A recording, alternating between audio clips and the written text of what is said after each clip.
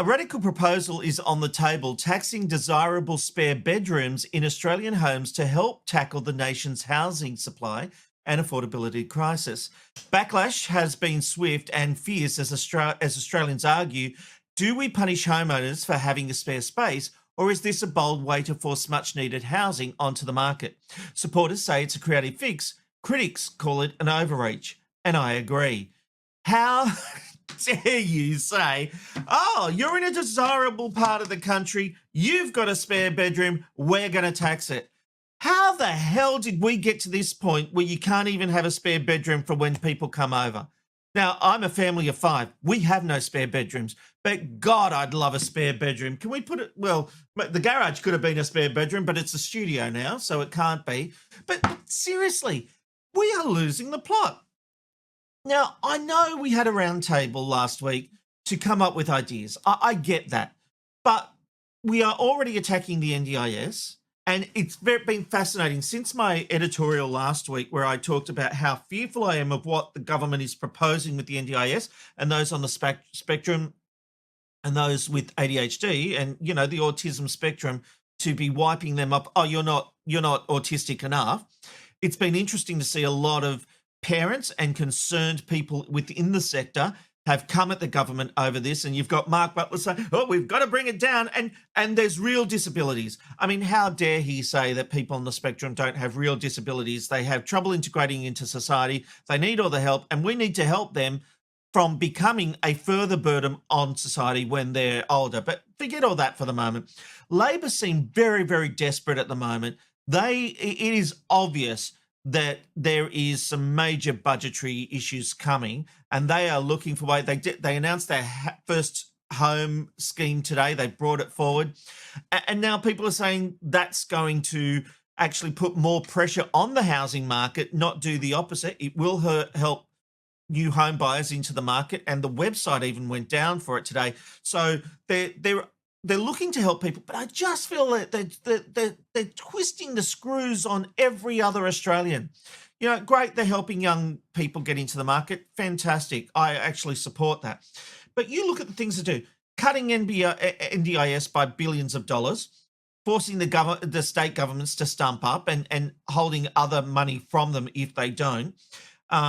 We are talking now about taxing spare bedrooms.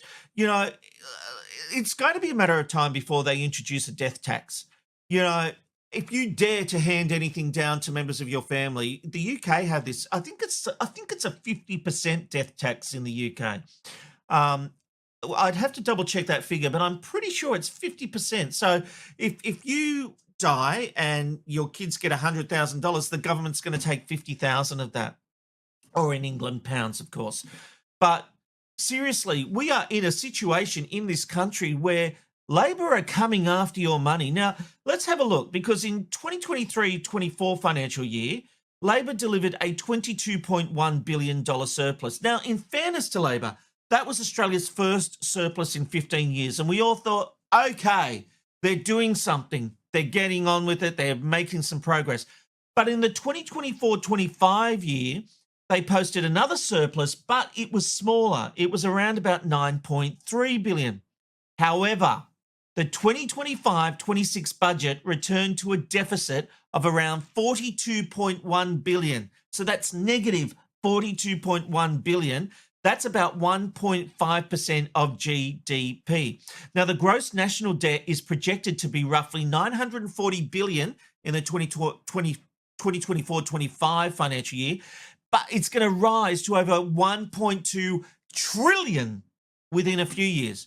So you get why Labor are worried. I get why Labor are worried. I'm worried. But they're taxing the wrong people.